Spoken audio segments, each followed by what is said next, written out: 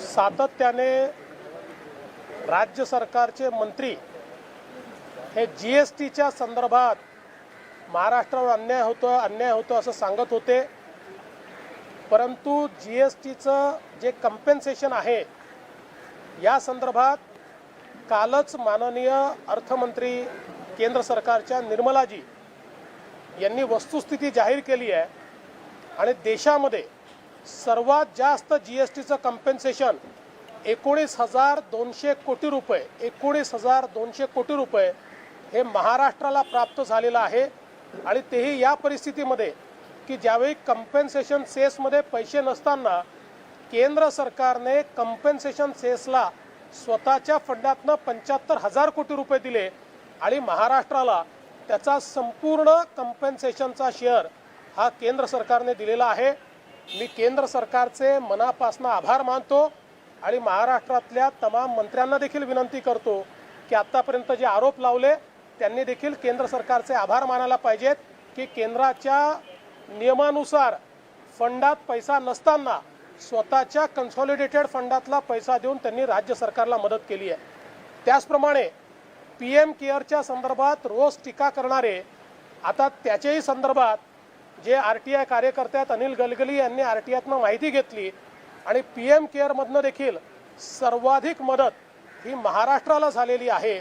आणि म्हणून मला असं वाटतं काही झालं की उठायचं आणि केंद्र सरकारच्या विरोधात बोलायचं, आता या सरकारच्या मंत्र्यांनी हे बंद केलं पाहिजे असं आमचं अतिशय स्पष्ट मत आहे।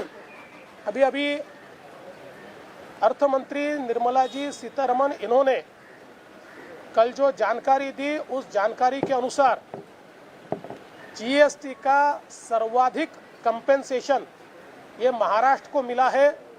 19,200 करोड़ रुपया केंद्र सरकार ने जीएसटी कंपेंसेशन के तहत महाराष्ट्र को दिया है। और ऐसा करते समय जीएसटी सेस में जितना पैसा होता है उतना ही देने की ज़रूरत होती है, लेकिन सेस में पैसा नहीं था तो केंद्र सरकार ने अपने कंसोलिडेटेड फंड से 75,000 करोड़ रुपया सेस को देकर और राज्यों को और विशेष रूप से महाराष्ट्र को ये पैसा दिया है। इसलिए जो लोग केंद्र सरकार पर लगातार आरोप लगाते रहते हैं, मुझे ऐसा लगता है कि अब उन्होंने केंद्र का आभार भी व्यक्त करना चाहिए। इसके साथ साथ आरटीआई के एक कार्यकर्ता अनिल गलगली इन्होंने जो इन्फॉर्मेशन आरटीआई में प्राप्त की उसके तहत जो पीएम केयर में अलग अलग राज्यों को मदद हुई है उसमें भी सर्वाधिक मदद ये महाराष्ट्र को हुई है। और इसलिए जो पीएम केयर के ऊपर सवालिया निशान उठाते थे, मुझे ऐसा लगता है उनको जवाब प्रधानमंत्री जी के इस पीएम केयर के माध्यम से महाराष्ट्र को मिली मदद के माध्यम से मिला है। मैं प्रधानमंत्री जी का और अर्थमंत्री जी का बहुत बहुत आभार व्यक्त करता हूँ। देखिए, उसके बारे में आधिकारिक तौर पर सरकार की ओर से घोषणा होगी, संसदीय कार्य मंत्री करेंगे। लेकिन जहाँ तक जो बैठक में निर्णय हुआ है उसमें अधिवेशन पोस्टपोन करने का निर्णय लिया गया है। और सरकार की ओर से एक बात कही गई थी कि लिमिटेड लोगों में अधिवेशन लिया जाए, लेकिन हमने उसमें बहुत स्पष्ट किया कि हम सरकार को सारे तरीके से मदद करेंगे, लेकिन लिमिटेड लोगों में अधिवेशन लेना ये संविधान में नहीं बैठेगा। किसी भी विधायक का अधिकार हम छीन नहीं सकते और इसलिए वॉलेंटरीली कोई नहीं आता है तो अलग बात है, पर आप आइए और आप मत आइए ऐसा हम नहीं कह सकते। और मुझे ऐसा लगता है कि वो सरकार ने मान्य किया है, इसलिए अभी अधिवेशन पोस्टपोन हुआ है। अधिवेशनाच्या संदर्भात आता अधिवेशन पोस्टपोन करण्याचा निर्णय हा बीएससी मध्ये घेण्यात आलेला आहे। सप्टेंबरमध्ये ते घेण्याचा निर्णय आला आहे। सरकारच्या वतीनं एक अजून प्रस्ताव होता की लिमिटेड लोकांमध्ये अधिवेशन घ्यावं, 40-42 लोकांनाच परवानगी द्यावी। त्याच्यावर मी अगदी स्पष्टपणे आम्ही विरोधी पक्षाच्या वतीनं भूमिका घेतली की असं संवैधानिक दृष्ट्या हे करणं योग्य होणार नाही, कारण अधिवेशनात सम्मिलित होण्याचा संवैधानिक अधिकार प्रत्येक आमदाराला आहे आणि तो नाकारता येणार नाही। त्यामुळे तुम्ही या आणि तुम्ही येऊ नका असं आमदारांना सांगता येणार नाही। त्यामुळे जेव्हाही अधिवेशन घ्यायचं आहे, व्हॉलेंटरीली जर एखादा आमदार आला नाही तर त्याला ती सूट आहे, पण तुम्ही येऊ नका असं जर म्हटलं तर ते प्रोसिडिंगही इनव्हॅलिड होईल। त्यामुळे मला वाटतं आता याची या संदर्भातला तो आता निर्णय होणार नाही आहे आणि सप्टेंबरमध्ये आता हे अधिवेशन होईल। त्याची जी काही घोषणा आहे ती सरकारच्या वतीनं केली जाईल।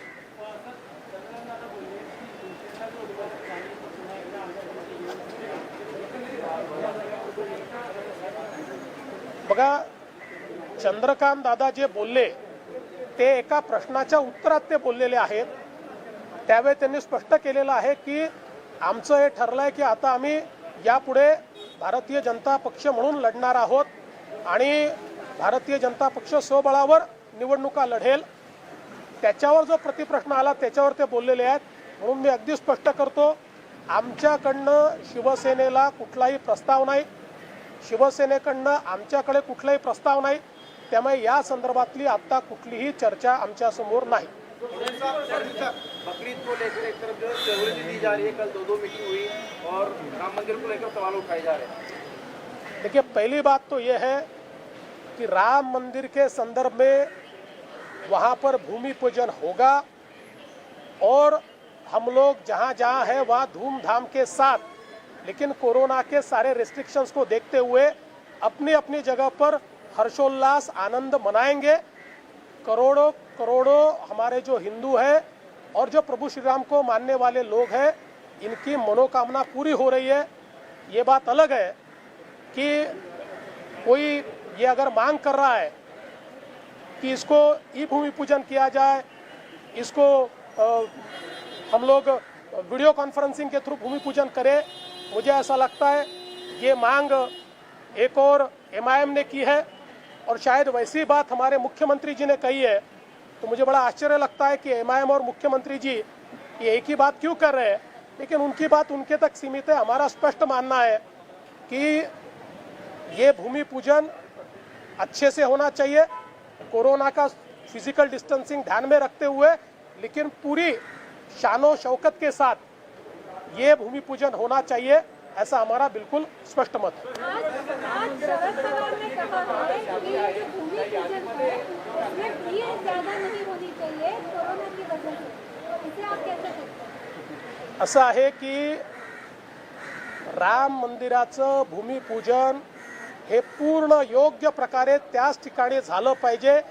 ही करोडो करोडो हिंदूंची आस्था आहे, तीच सगळ्यांची भूमिका आहे.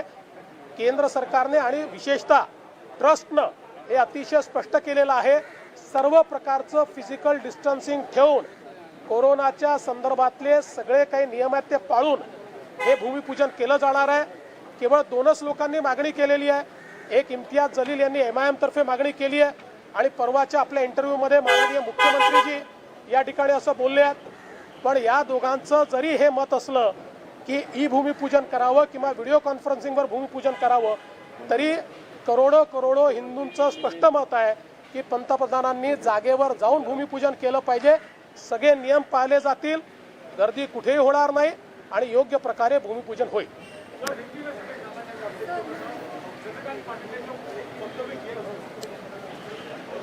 देखिए, चंद्रकांत पाटिल जी ने जो वक्तव्य किया वो एक प्रश्न के एक सवाल के जवाब में उन्होंने उस बात को कहा है. पहली बात तो यह है कि हमारे राष्ट्रीय अध्यक्ष जी ने बहुत स्पष्ट रूप से कहा है कि अगला चुनाव भारतीय जनता पार्टी अपने बलबूते पर लड़ेगी और जहां तक शिवसेना के साथ वापस साथ में आने का सवाल जो आप कर रहे हैं, अभी न कोई प्रस्ताव हमने उनको दिया है न उनका कोई प्रस्ताव है और इसलिए इसके ऊपर कोई चर्चा ही नहीं हो सकती.